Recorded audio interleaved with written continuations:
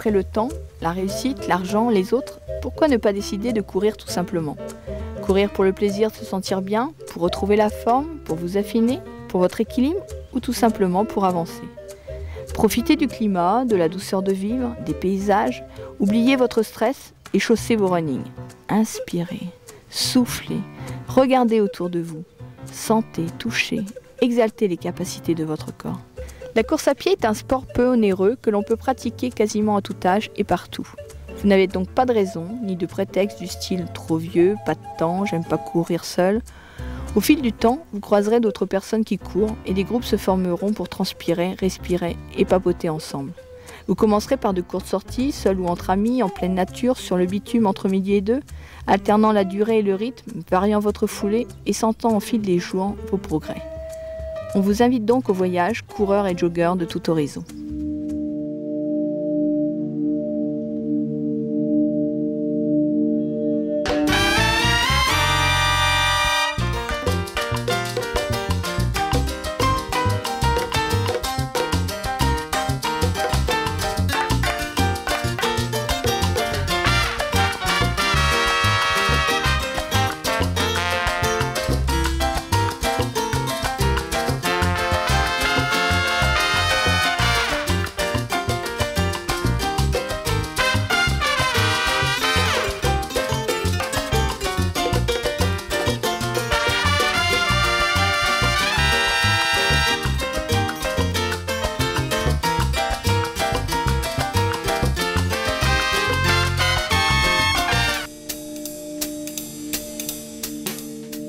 Courir c'est bien parce qu'on peut repousser ses limites. Courir c'est bien parce qu'on est en pleine nature. Courir c'est bien parce que c'est synonyme de liberté. Courir c'est bien parce que ça peut devenir une passion. Courir c'est bien parce que ça permet de voyager. Courir c'est bien parce qu'on peut l'associer à la santé. Courir c'est bien parce qu'on utilise la notion de plaisir.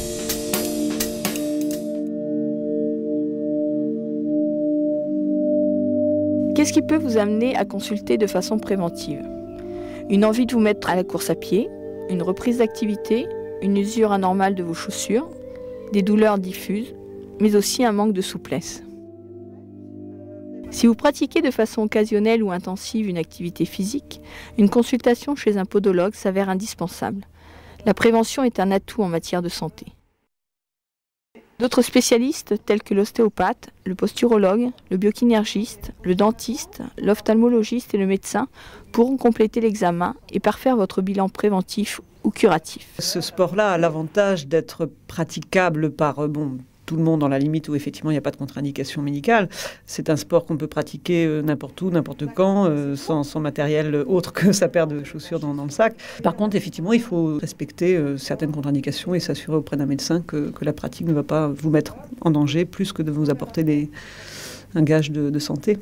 Il est évident que si quelqu'un a des problèmes articulaires au niveau de la colonne vertébrale, des lombalgies ou des problèmes de genoux ou de hanches, la course à pied par les micro-traumatismes répétés va pouvoir solliciter de façon importante tout cet appareil-là. Donc il faut là aussi vérifier qu'il n'y ait pas de contre-indication et que la pratique de la course à pied ne va pas aggraver une arthrose de hanche ou une arthrose de genou. Toute pathologie aiguë, infectieuse, etc., contre-indique la pratique d'un sport, je dirais, un peu intensive, d'autant plus qu'on avance en âge. Je dirais, au-delà de 45 ans, il faut certainement un avis médical avant de s'exposer à une pratique un petit peu soutenue. En y allant progressivement, je pense que le plaisir rencontre vite l'effort. À partir du moment où on éprouve de la souffrance, à mon avis, on est allé trop loin. Si le plaisir est présent, il n'y a pas de problème. Il y a plusieurs signes qui peuvent alerter. C'est la sensation de fatigue inhabituelle. Ça peut être aussi des signes d'irritabilité, une perte d'appétit, une baisse de motivation, des crampes, des douleurs musculaires bien sûr, des troubles du sommeil parfois aussi, des choses inhabituelles et qui peuvent faire penser qu'effectivement on a abusé. Comme toute activité physique d'endurance, ça peut avoir un effet sur le poids, mais il faut que l'entraînement se situe à une certaine fréquence cardiaque en fonction de la fréquence cardiaque maximale du sujet. Donc effectivement, à raison de 3 fois par semaine avec une durée minimum d'une demi-heure, 3/4 d'heure, on peut avoir un effet intéressant sur le poids, bien sûr. Oui. Il ne faut pas que ça soit une contrainte. Donc pour certains, ça va être tôt le matin avant de partir au boulot. Pour d'autres, ça va être le midi entre 1h et 2. D'autres, le soir. Ça dépend un petit peu du reste de la journée et des contraintes qu'on peut avoir. Le pied vous paraît solide sur le plan architectural et musculaire, mais en fait, c'est un être très fragile. Mettons-nous à vos pieds. L'inspection permettra de mettre en évidence les signes fonctionnels. L'idéal étant de réaliser un bilan postural global, cela permet d'intégrer le trouble dans un contexte général. On mettra ainsi en évidence des anomalies statiques. Une palpation zone par zone est conseillée et renseigne sur les points d'appui, la mobilité et les douleurs. Tout ceci sera complété d'un examen podoscopique, un examen podométrique et un examen dynamique, ainsi que des clichés radiographiques type scanner, IRM et échographie. De ces déformations podales peuvent se dessiner des gonalgies, des coxarthroses et des entorses à répétition. Mais dans la majorité des cas, il s'agit de pieds adaptatifs. Le pied fait partie d'un système global informatif, ce qui le rend interactif et interdépendant au système. Il constitue surtout un système tampon majeur. Il est donc primordial d'inclure ce capteur dans une logique de traitement global.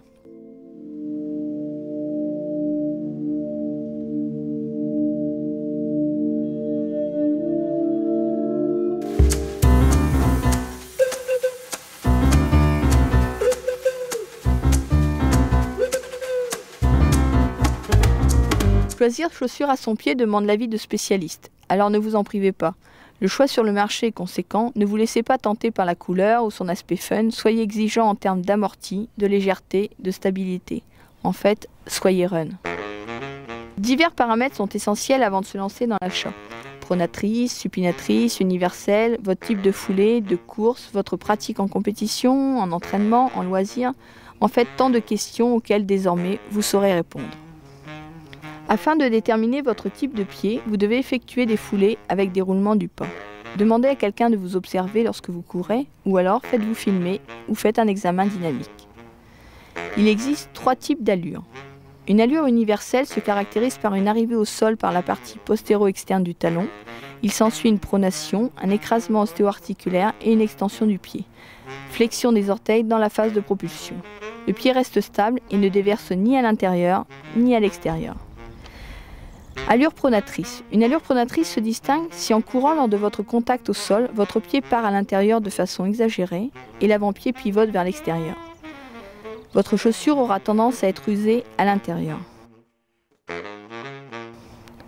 L'allure supinatrice correspond à une tendance du pied à partir vers l'extérieur avec un avant-pied qui s'enroule vers l'intérieur. La chaussure a tendance à être usée vers l'extérieur.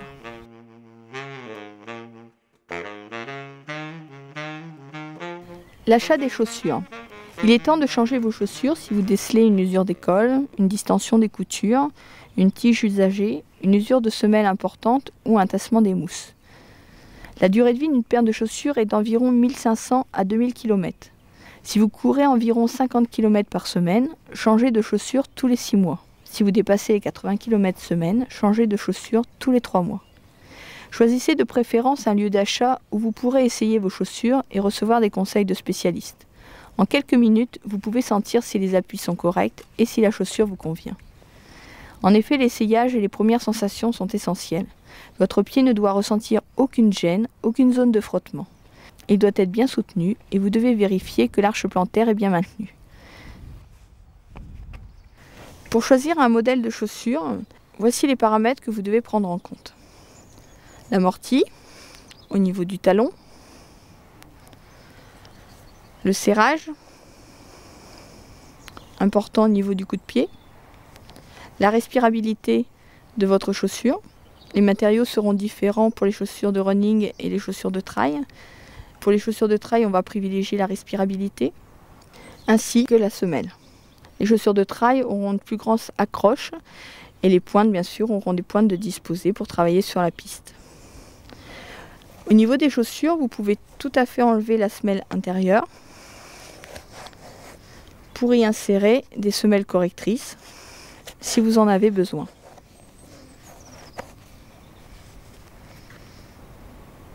Surtout, privilégiez l'amorti, la légèreté et la stabilité de la chaussure. Une paire de running pour la piste doit présenter un atout de légèreté, d'amorti et de propulsion qui se situe sur l'avant-pied. Pour effectuer des exercices sur la piste, il n'est nul besoin d'investir dans une chaussure avec pointe. Vous pouvez réaliser vos exercices avec une paire de running. Pour des courses allant de 10 km aux 100 km, il s'agira de trouver un bon compromis entre l'amorti, la légèreté et la stabilité. Pour des trails, l'accroche de la semelle, la respirabilité de la chaussure et les matériaux en Gore-Tex sont indispensables ainsi que la stabilité. Veillez à ce qu'elle possède une tige haute ou moyenne pour une meilleure protection contre les pierres qui se trouvent sur les chemins.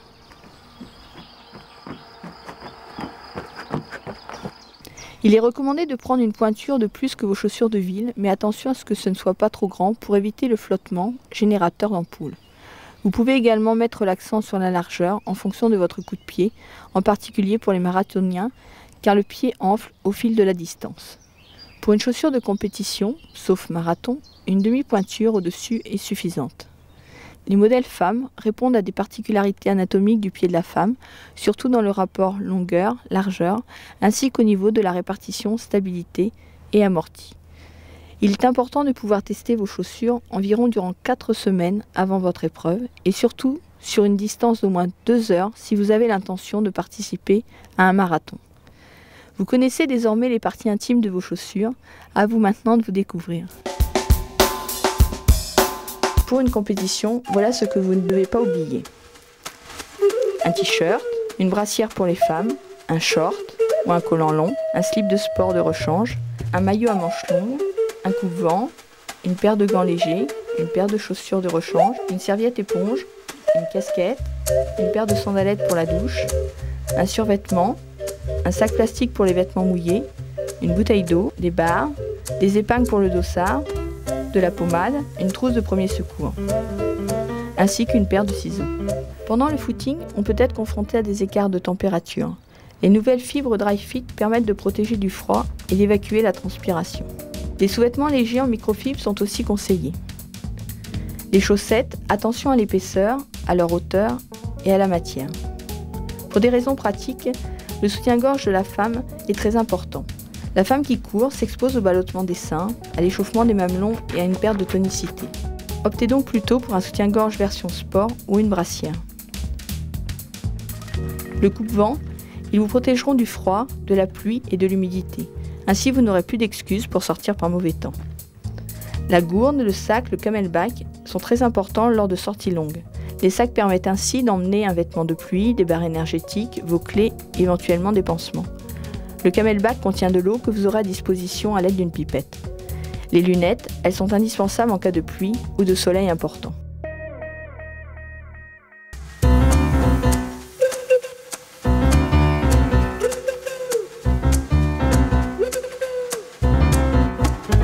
Afin de définir correctement l'intensité de l'entraînement, pour atteindre plus facilement l'objectif fixé lors de vos séances et déterminer le temps nécessaire à la surcompensation, nous vous conseillons d'utiliser un cardio-fréquence-mètre. L'objectif étant de prendre son corps à cœur. C'est bon ? Les motivations sont multiples et variées pour commencer ou par faire une activité physique, mais pour une fois, outre le fait qu'il faille écouter son corps, nous vous conseillons aussi d'écouter votre cœur. S'entraîner avec son cardio est devenu presque banal. Perdre du poids, tonifier, s'entraîner, oui, mais à quelle intensité ? La façon la plus efficace pour connaître comment votre corps réagit aux exercices est donc de mesurer la fréquence cardiaque. Le cardio-fréquence-mètre va permettre de pratiquer un entraînement efficace et surtout personnalisé. N'essayez pas de comparer avec la copine ou le copain d'entraînement, car vous pouvez courir à la même vitesse, à la même fréquence cardiaque, vous ne faites pas forcément le même effort, car vous n'avez certainement pas la même fréquence de repos et la même fréquence maximale. Votre coach sera le bip de votre montre qui vous rappellera à l'ordre lorsque vous ne serez plus dans la zone cible fixée, ainsi votre motivation se conjuguera au rythme de votre cœur. La fréquence de repos. La fréquence de repos élevée révèle une condition physique déficiente. La fréquence cardiaque est en moyenne chez les sportifs à 52. Essayez de vérifier votre fréquence chaque matin en période d'entraînement. Elle vous donnera un indice important concernant la forme ou la méforme du moment. À la carotide au réveil, avant le petit déjeuner, pendant 15 secondes, et vous multipliez par 4. Le pouls matinal se prend de préférence en position allongée, quelques minutes après le réveil. Si vous disposez d'un cardio, mettre son cardio au lever pendant 5 jours d'affilée et effectuer la moyenne des chiffres relevés. La fréquence cardiaque donne une idée sur l'évolution de la condition physique. Elle baisse au fur et à mesure que la condition physique s'améliore. C'est réellement le baromètre de l'organisme. Une augmentation de la fréquence cardiaque matinale peut signaler un organisme qui n'a pas suffisamment récupéré. Il faut alors prévoir une journée de repos ou un entraînement plus léger. La fréquence cardiaque maximale, c'est la valeur la plus élevée obtenue lors d'un effort total, à la limite de ses possibilités. Mieux vaut être bien entraîné pour la mesurer. Pour mesurer sa fréquence cardiaque maximale théorique, la formule est connue de tous. 220 moins l'âge chez les hommes, 226 moins l'âge chez les femmes. La fréquence cardiaque de réserve est une plage qui se situe entre la fréquence cardiaque de repos et la fréquence cardiaque maximale. Elle se calcule fréquence cardiaque max moins la fréquence cardiaque de repos.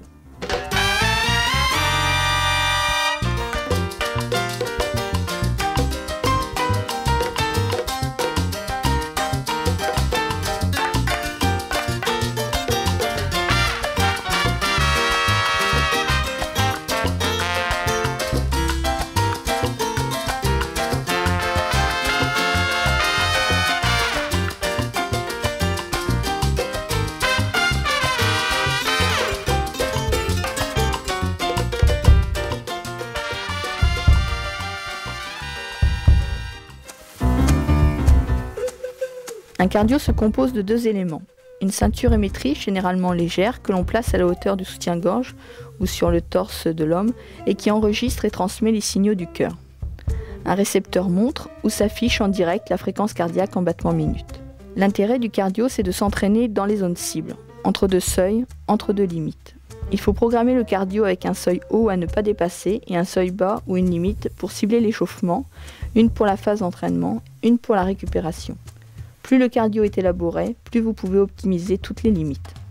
Vous utiliserez un cardio pour connaître votre fréquence cardiaque pendant l'effort, mais vous aurez aussi besoin de déterminer une zone cible, zone de fréquence cardiaque spécifique pour effectuer l'entraînement fixé.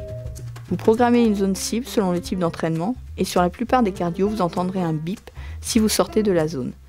Vous pouvez programmer votre échauffement, votre séance et vos temps de récupération et travailler dans la zone cardiaque que vous désirez. Vous aurez au poignet un super atout pour votre suivi et vous ne pourrez plus vous en passer. Opter pour l'utilisation d'un cardiofréquencemètre, c'est vouloir mieux se connaître et progresser tout en respectant les limites de son cœur et de son corps. C'est surtout un excellent atout pour le suivi et la planification d'un entraînement. Ce n'est pas un gadget, vous pouvez l'utiliser à l'entraînement et en compétition, il vous donnera de précieuses indications sur les phases de votre effort et permettra ainsi de comparer les rythmes d'entraînement et de compétition.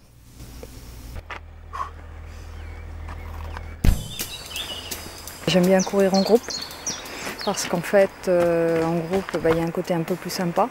Et puis, on est entraîné aussi par les autres. C'est le plaisir de partager une même passion, c'est le plaisir d'être dans la nature et c'est une possibilité aussi de se mesurer aussi quelque part un peu aux autres, mais sans pour autant avoir cet esprit compétition à 200%.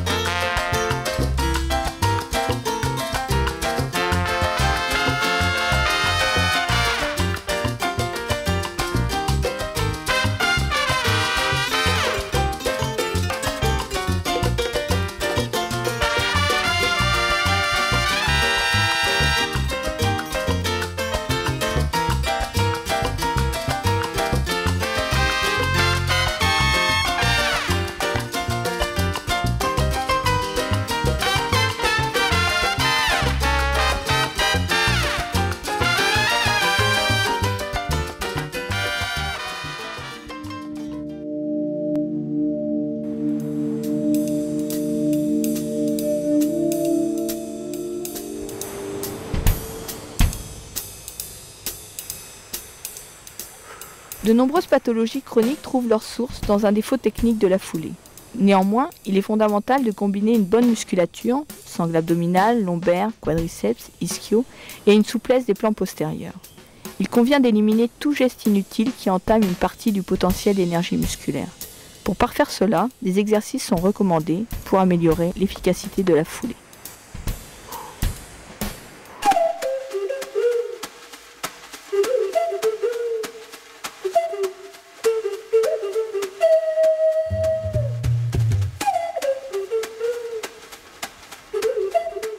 L'échauffement a un rôle de préparation à l'activité physique et sportive.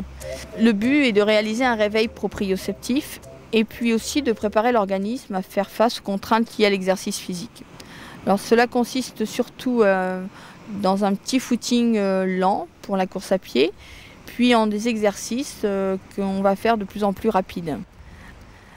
L'avantage de ces exercices qui font travailler surtout la réactivité et la proprioception, c'est de pouvoir varier en fait la vitesse et puis les changements de direction. Donc les changements de direction, c'est très important parce que ça oblige les gens à être toujours avec une attitude qui demande une certaine concentration. Donc on va varier les directions droite-gauche, avant-arrière, et ça va permettre aussi au système musculaire d'être toujours en action. À l'issue de cet échauffement, on obtiendra une élévation du débit ventilatoire, du débit cardiaque, une élévation de la température interne du muscle, mais aussi une amélioration de l'efficacité du mouvement, une diminution de l'appréhension, une certaine mise en confiance et une amélioration de l'attention et de la concentration. On attache quand même beaucoup d'importance à l'échauffement selon deux principes fondamentaux, alors qui consistent en l'alternance d'exercices pour maintenir une certaine température corporelle, et aussi en l'augmentation d'une intensité qui va être progressive, mais surtout il faut éviter de s'épuiser puisque c'est vraiment le début de l'exercice. Il faut savoir que c'est beaucoup plus efficace que les pommades chauffantes, les massages que l'on voit assez traditionnellement.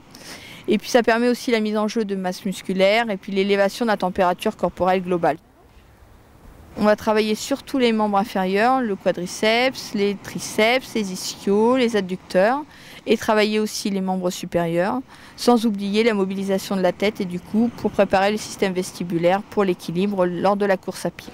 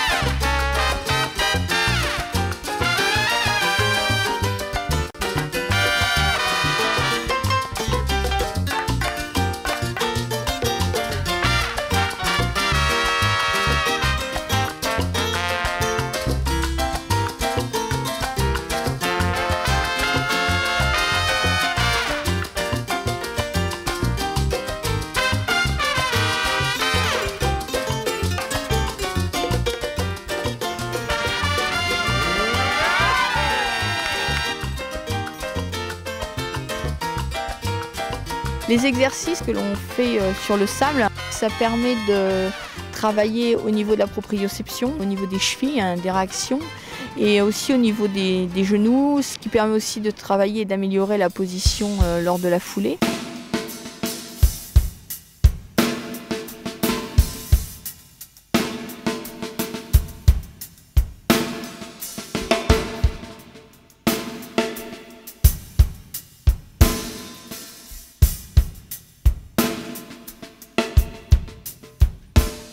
La pratique de la piste, bon, c'est un élément très important là, pour la course, du fait qu'on va pouvoir vraiment travailler sur des distances bien déterminées et aussi avec une qualité de pied bien prononcée. On va pouvoir vraiment accentuer le travail du pied, le déroulé. Je pense qu'il y a beaucoup d'exercices qui se font sur la piste qui peuvent se faire en fin d'échauffement avant de commencer n'importe quel fractionné en sous-bois ou n'importe quelle séance. Il faut penser à travailler le déroulé du pied et bien monter bien monter pour pouvoir avoir sa phase d'appui et de réaction au sol qui soit la plus importante possible.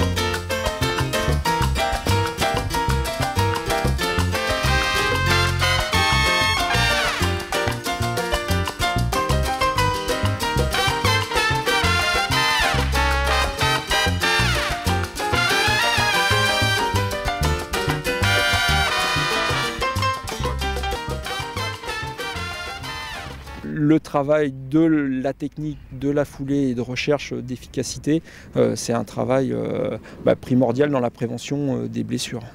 Il vaut mieux courir moins, mais mieux. La qualité, c'est vraiment très important et souvent, c'est ce qu'ont du mal à comprendre les gens. Avec un tout petit peu de technique, on arrive à prendre beaucoup plus de plaisir et à développer une foulée beaucoup plus économique et donc à être beaucoup plus rentable. À partir du moment où on fait du travail technique, il y a des impératifs à respecter et donc c'est primordial. Un exercice qui va être mal fait pourrait même être néfaste. Donc les choses importantes, c'est de rester dans un axe, d'avoir les épaules le plus relâchées possible et d'avoir une réactivité, d'avoir une action sur le sol au niveau de son pied la plus importante possible.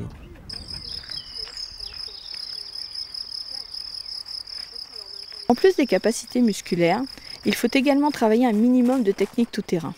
Cela va assurer un renforcement articulaire des chevilles et des genoux. Commencez tout simplement par faire une partie de vos footings hors des sentiers, en sous-bois ou dans les prés.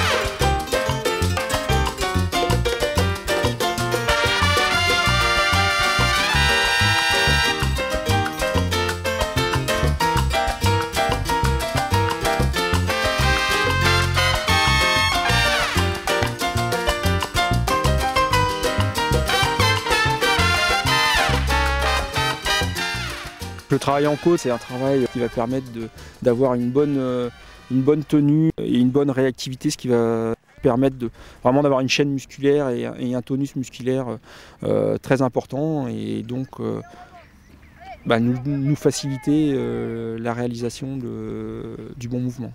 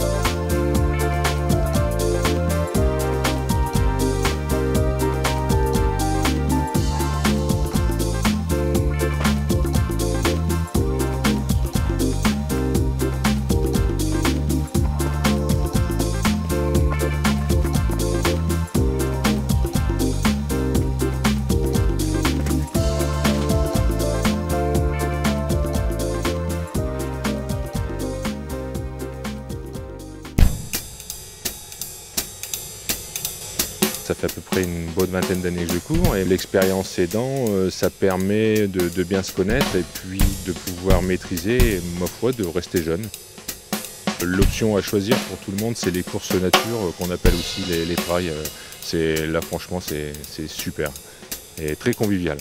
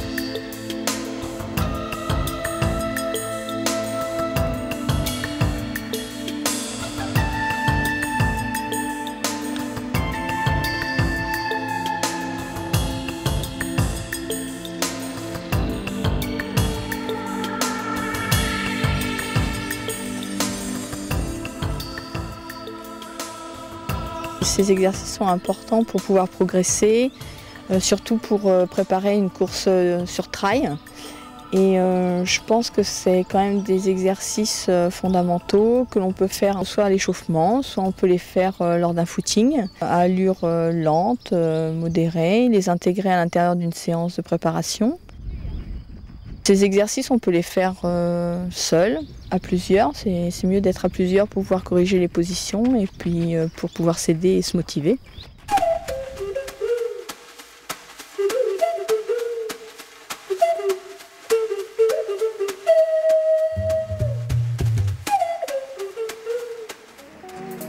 Fléchissez les bras à 90 degrés par rapport au sol et descendez doucement le corps en gardant la tête alignée avec la colonne vertébrale. Pour vous aider à tendre les jambes, contractez les cuisses et la ceinture abdominale. Veillez à ne pas ressortir les fessiers. Soulevez-vous pour retrouver votre position de départ. Pensez à inspirer dans la descente et à expirer dans la montée. Il faut travailler de façon lente et contrôlée et surtout surveiller sa technique. Allongez-vous sur le dos, genoux fléchis, pieds à plat au sol et mains derrière les oreilles. Fixez votre regard vers le ciel, décollez les épaules et enfoncez-vous dans le sol. Expirez dans la montée et inspirez dans la descente. Chaque répétition doit durer au total 4 à 5 secondes.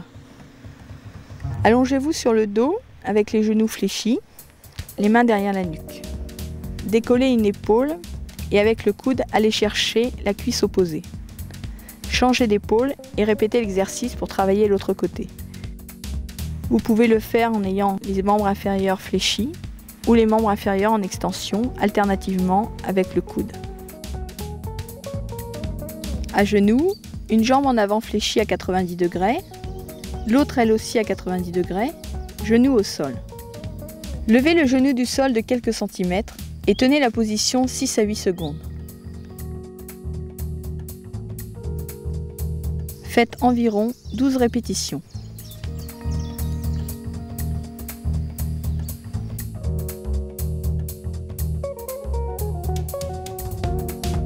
Le dos et les épaules sont bien plaqués contre l'arbre. Descendez tout doucement en position assise jusqu'à pouvoir simuler que vous êtes sur une chaise. Tenez environ la position 15 à 20 secondes et répétez l'exercice 3 fois.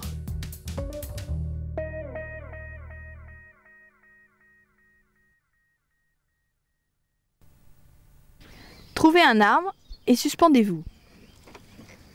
Ne basculez pas, faites les mouvements tout doucement sans à-coups. Le dos doit rester bien droit. Lentement et en soufflant, remontez les genoux vers la poitrine. Restez 3 secondes. Et redescendez en inspirant.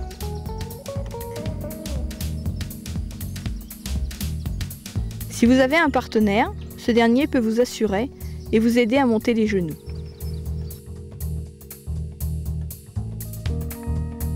Prenez un appui, descendez sur une jambe, l'autre reste tendue vers l'avant.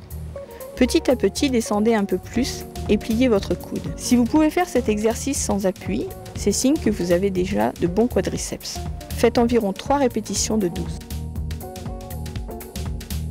Vous prenez un appui, vous soulevez la pointe des pieds, vous bloquez environ 1 seconde, contraction, et vous redescendez tout doucement.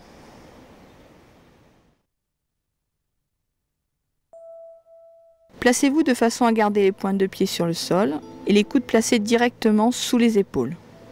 Soulevez-vous en maintenant le corps aligné des épaules aux chevilles, de sorte que ce soit les coudes et les pointes de pied qui soutiennent le corps.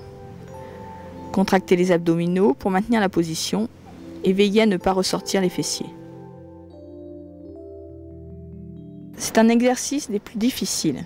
Il sollicite les abdominaux et renforce les muscles obliques. Allongez-vous sur le côté, placez le coude inférieur sous votre épaule comme point d'appui. Posez un pied au-dessus de l'autre et formez une ligne droite de la tête aux orteils. Sollicitez les obliques pour maintenir votre position. Durant votre parcours, essayez de trouver un banc. Un pied dans le vide devant vous. La jambe dont le pied est dans le vide descend doucement, toujours à la même vitesse vers le sol jusqu'à l'atteindre. Et faites 3 séries de 12. Assis sur un banc, le dos bien droit en appui sur vos bras, vous vous mettez en équilibre sur les fesses.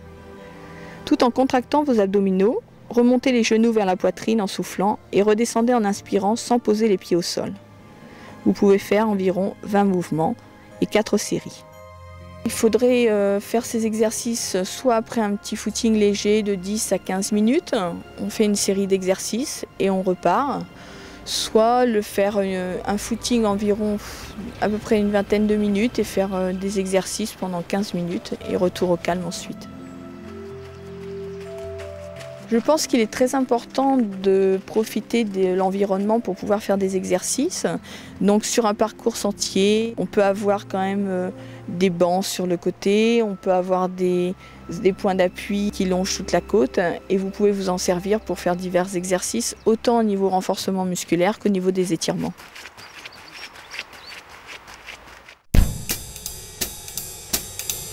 Ce qui me plaît, c'est surtout honnêtement, c'est la convivialité, quoi. Le trail en particulier, c'est phénoménal, quoi. Le dernier discute avec le premier dans les repas d'avant course. Il y a un esprit compétitif, mais qui évite, au bout de quelques kilomètres, le classement, je pense qu'il est obsolète, quoi. Le but, c'est d'arriver, quoi. Ça se limite à ça. Il y a un point de départ, un point d'arrivée.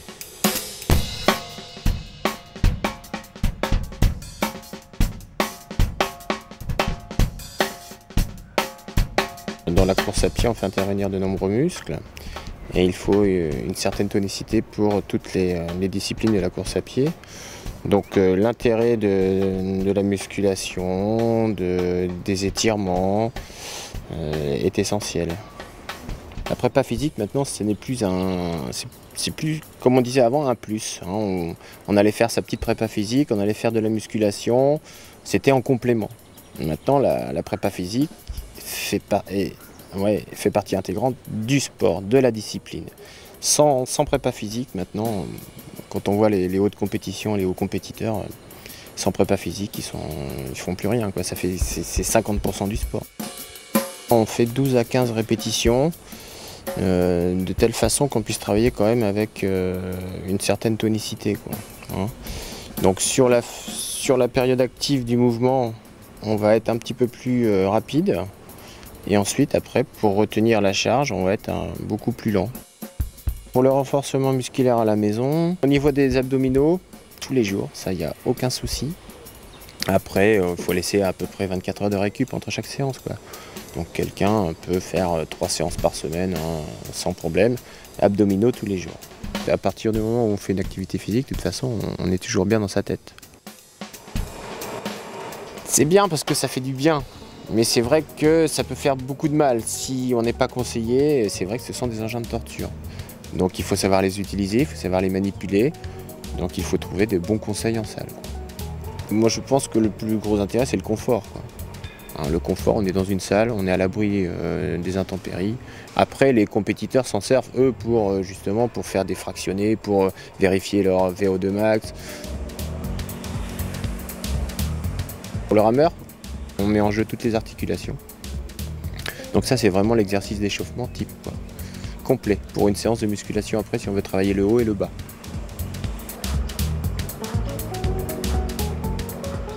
Donc ça c'est pareil, c'est un exercice cardio, un petit peu plus sollicitant pour le palpitant, hein, pour le muscle cardiaque. Donc c'est pas mal, hein. Ça fait varier un peu les rythmes, hein.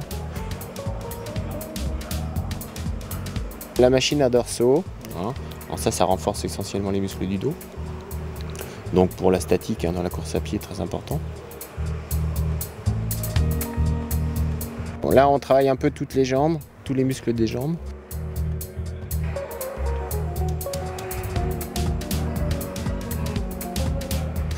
Et ensuite on a fait un petit travail aussi spécifique sur les mollets, sur la presse. Pour une bonne foulée, pour un bon rythme, il faut avoir vraiment un groupe musculaire au niveau des cuisses qui soit tonique, quoi.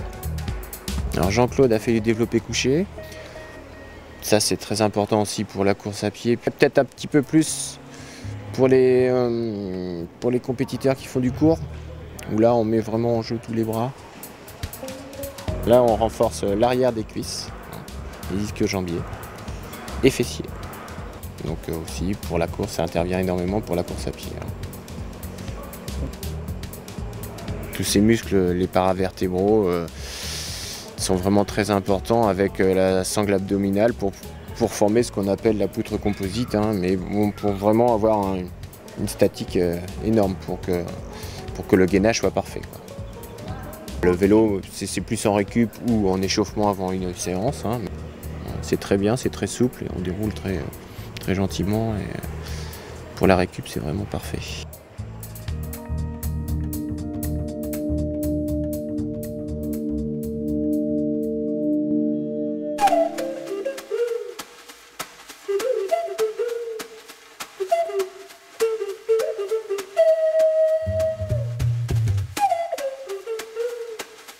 Les étirements sont quand même des exercices fondamentaux, mais qui sont plus faciles à réaliser pour certaines personnes. C'est une question surtout de souplesse, c'est évident, mais on peut aussi progresser. Donc on vous conseille d'en faire assez régulièrement, et surtout après une grosse séance.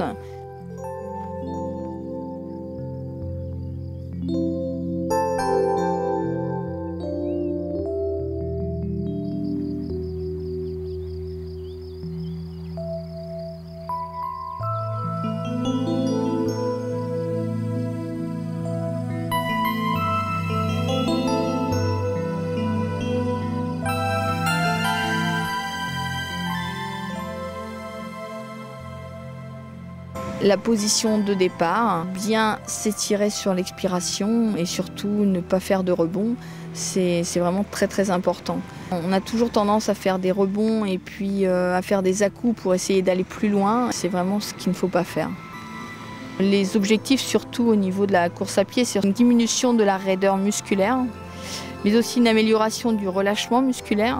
Il ne faut surtout pas rechercher un gain d'amplitude, contrairement aux assouplissements, mais un gain possible lorsque l'étirement est bien fait.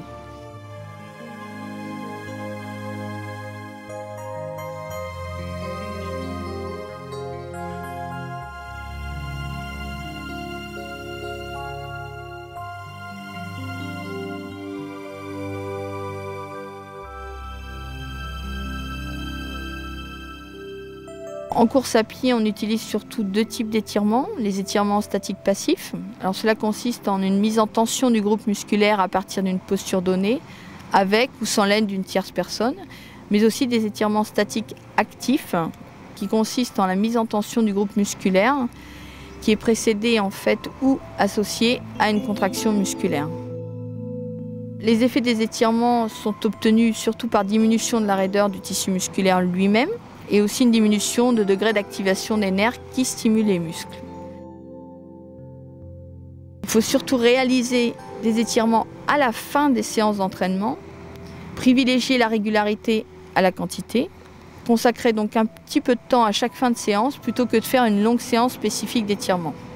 Il faut étirer les muscles posturaux, souvent plus raides que les muscles dédiés aux mouvements rapides. Il faut privilégier aussi les étirements statiques passifs avec les débutants pour leur apprendre les bonnes positions ou les postures d'étirement. Vous mettrez le groupe musculaire progressivement en tension pour atteindre le seuil maximal de douleur toléré par la personne.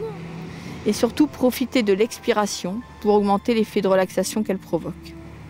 Ne pas oublier d'étirer les groupes musculaires de façon symétrique, c'est-à-dire de part et d'autre d'une articulation. Cela évite l'apparition de déséquilibres posturaux par la persistance de tensions résiduelles.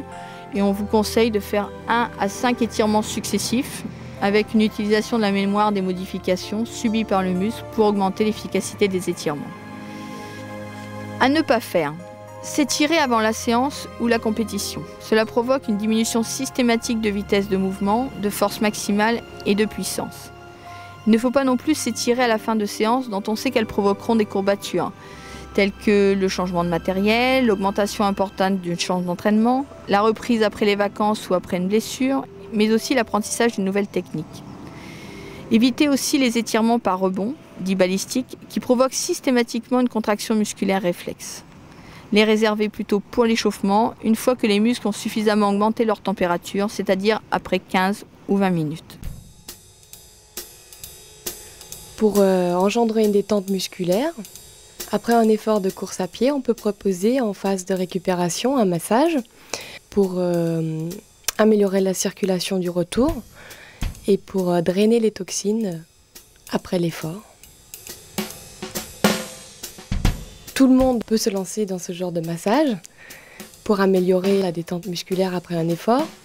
Ce qui est important, c'est de prendre une crème ou une huile de massage, de commencer par des mouvements amples, toujours en direction vers le cœur. Quand on sent quelques tensions, on peut insister un petit moment à cet endroit-là. La durée optimale pour un massage après effort, c'est entre 5 et 10 minutes.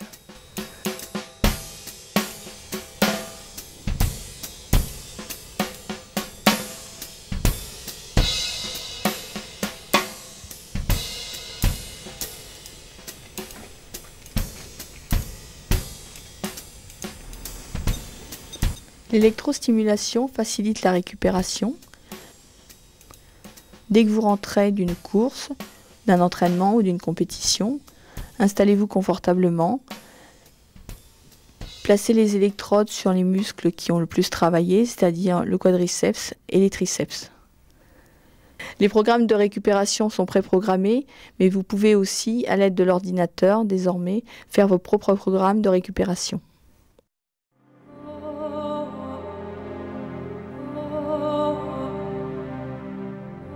Allongé sur le dos, les bras le long du corps.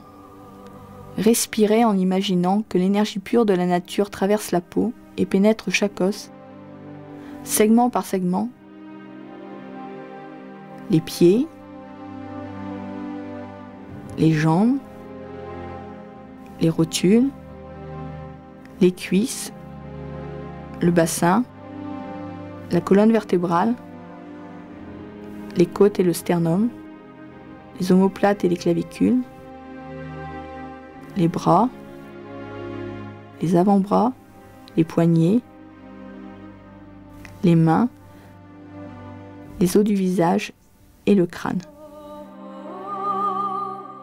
Expirez en laissant sortir l'air usé par la peau mais en gardant l'énergie dans les os.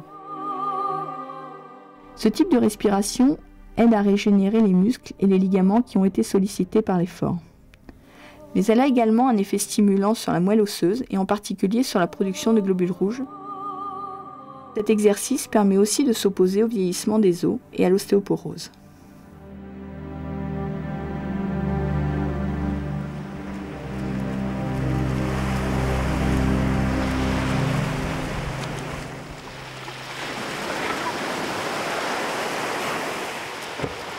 La mer, c'est important donc, pour la récupération, au niveau de tout ce qui est tendons, aussi musculaire. Donc là, pour les tendons, c'est l'eau froide. Je pense que c'est connu un petit peu de tout le monde, utiliser les éléments naturels plutôt que de se mettre un bac à glace à la maison. Et donc bien fait au niveau des tendons, mais aussi bien fait au niveau musculaire à partir du moment où on va bien travailler au niveau de son déroulé du pied, ce qui permettra de repartir dans de meilleures conditions le lendemain.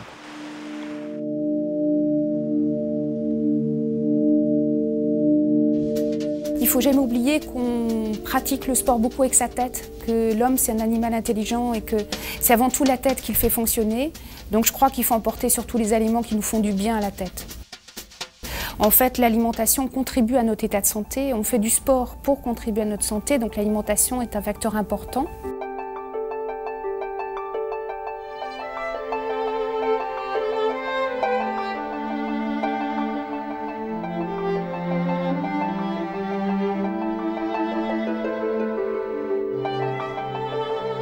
On s'aperçoit que beaucoup de personnes, en commençant à faire du sport, tout d'un coup s'interrogent sur l'alimentation. Parce qu'on s'aperçoit finalement que c'est un domaine incontournable. Il faut passer par l'alimentation pour être bien dans le sport. Donc je pense que les deux sont indissociables. Les bases de la nutrition sont d'abord celles des sédentaires. C'est l'alimentation équilibrée, diversifiée. Toutes les catégories d'aliments pour n'en oublier aucune, donc avoir aucune carence.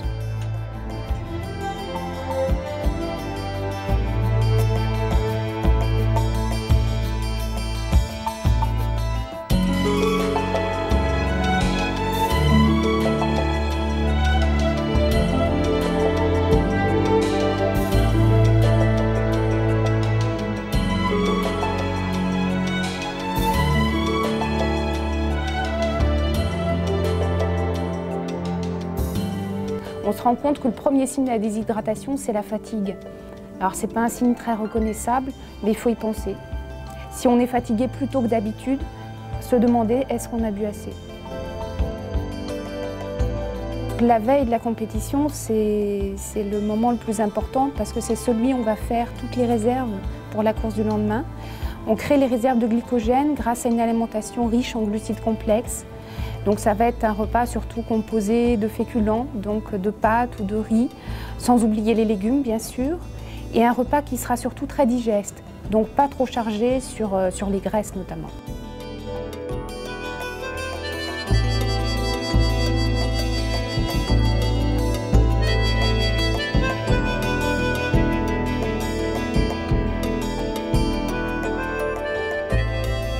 Pourquoi c'est bien de courir?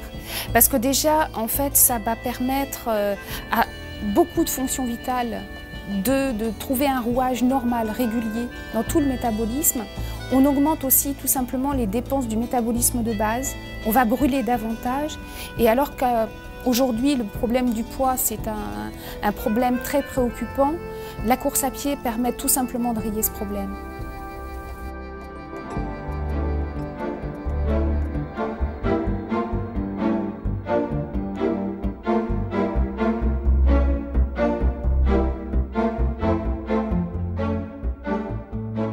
L'hydratation, c'est le point numéro 1 dans la course à pied parce que même si on peut en faire des erreurs, je dirais, diététiques, d'alimentation, l'hydratation, ça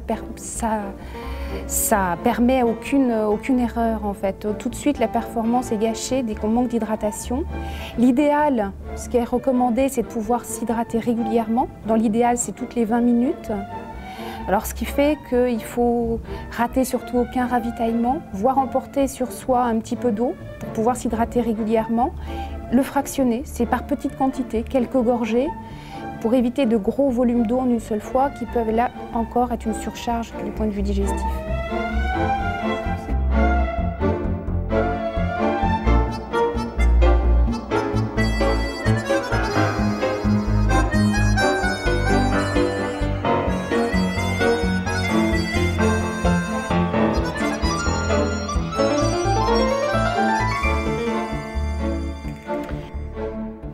Alors la récupération, c'est important parce que c'est souvent négligé par les sportifs. On ne pense plus à l'après une fois qu'on a eu sa performance. Après, il s'agit d'aider l'organisme surtout à se réalcaliniser. Pendant un effort, l'organisme s'acidifie et il est important d'apporter des aliments plus basiques. Alors ça va se faire par l'hydratation avec des eaux alcalinisantes comme par exemple les eaux de Vichy, l'eau de Badois ou le lait également. Et là encore, on va retrouver une alimentation plus végétale. On ne va pas trop forcer sur la viande ou le poisson ou les œufs qui vont avoir plutôt une action encore là acidifiante et produire des déchets alors que l'organisme en a déjà accumulé beaucoup après la course.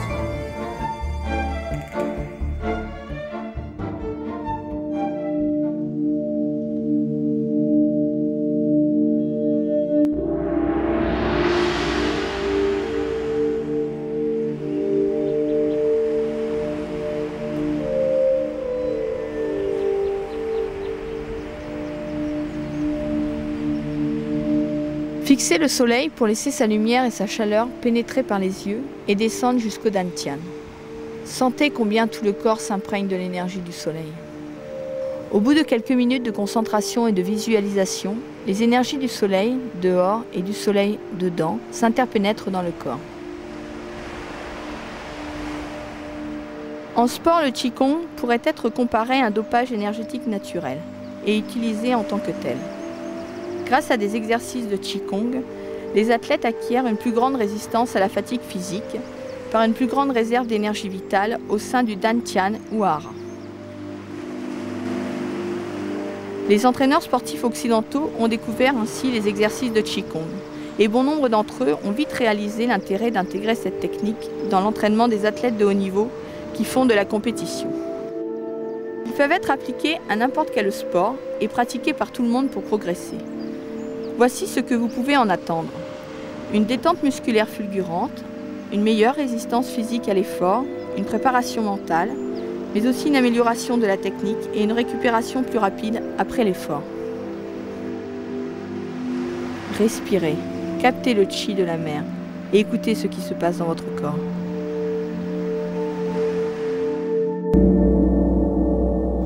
Captez l'énergie de l'arbre. Choisissez dans un jardin, un parc, une forêt, un arbre qui vous attire. Branchez-vous avec lui. Essayez de sentir son ambiance énergétique, ce qu'il exhale, ce qu'il transmet. Demandez-lui l'autorisation de vous offrir son énergie. Placez-vous face à l'arbre, à une distance d'au moins 3 mètres, les paumes de main face à lui. Recherchez l'immobilité absolue et entrez en osmose avec le champ énergétique de l'arbre. Respirez. Captez cette énergie par les paumes. Laissez votre corps s'imprégner tout entier. Approchez-vous de l'arbre, plaquez-vous contre lui, soit de face, en l'encerclant de vos bras,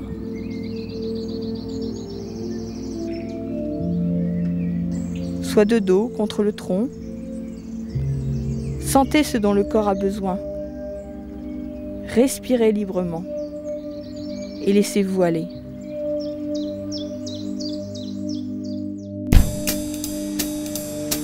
J'essaie de me mettre en connexion avec mon entourage. C'est pour ça aussi d'ailleurs que je me suis mise à courir. C'est un plaisir de m'évader de la vie quotidienne, de me retrouver avec moi dans la nature. Ça aide carrément à s'évader de la vie de tous les jours, stressante.